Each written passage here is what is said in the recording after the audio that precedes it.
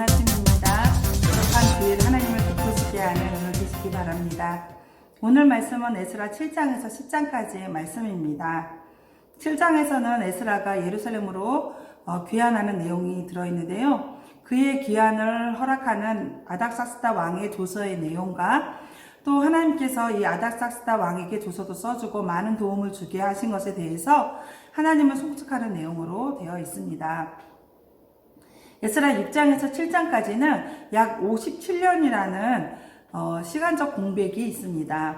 성전을 건축할 때에 순수했던 그 신앙이 희미해져 가고 또 현실에 안주하고 율법에 대한 열심도 약해져 있을 때쯤 에스라가 이스라엘 자손들과 함께 포로 2차 귀환으로 예루살렘에 오게 됩니다.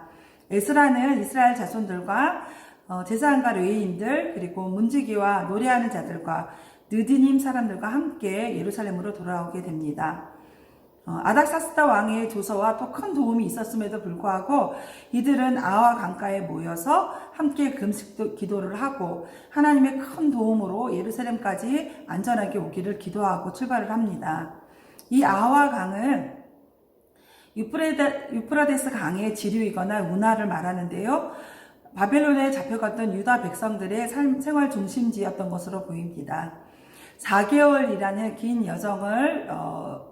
여정으로 예루살렘에 도착한 그들은 하나님 앞에 번제를 드리고 그리고 그런 다음에 성전의 일들을 도왔습니다. 이 일이 있은 후에 방백들이 에스라를 찾아와서 이야기를 하는데 이스라엘 자손들이 이방 사람들과의 관계를 끊지 않고 특별히 이방 여인들과 함께 결혼해서 아이들도 낳았다는 소식을 듣게 됩니다. 이 소식을 들은 에스라는 겉옷과 속옷을 함께 찢고 머리와 수염을 뜯으면서 그 자리에 풀썩 주저앉아 울게 됩니다. 그 죄를 애통해야 합니다. 이 땅을 바라보면서 지금 우리가 하나님께 드려야 할 애통이고 기도고 안타까움이지요. 에스라는 하나님의 성전 앞에서 금식 기도를 드리고 울면서 기도할 때 스가냐라는 사람이 에스라 앞에 나옵니다. 그래서 그가 우리가 율법대로 우리의 부패와 우리의 죄악을 바꾸겠습니다. 우리가 이방 여인들과 결혼을 했는데 그 이방 여인들과 아이들을 돌려보내겠습니다. 라고 이야기합니다. 이 말을 듣고 에스라는 자리에서 일어나서 제사장들과 레위인들에게 부탁하고 이스라엘 백성들도 다 모아서 그들에게 이야기합니다. 당신들이 하나님 앞에 올바르게 행동하기 위해서 당신들이 말한 대로 이방 여인들과 아이들을 돌려보낼 것이라고 얘기했는데 그것을 내 앞에서 맹세하십시오. 그렇게 하겠다고 맹세하시라고 얘기합니다. 백성들은 그 말을 듣고 맹세를 하고요. 에스라는 다시 금식 기도를 하며 웁니다. 그가 금식 기도할 때 지도자들이 온 나라에 명령을 해서 예루살렘으로 백성들을 모이게 합니다. 그래서 그 모인 자들 앞에서 에스라가 말을 하는데요.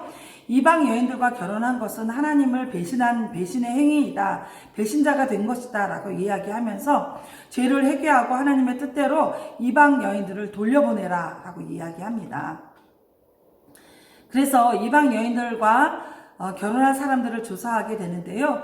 그 이방 여인들과 결혼한 사람들 중에는 레위인과 제사장들도 포함되어 있었고요. 모두 114명이나 되었습니다.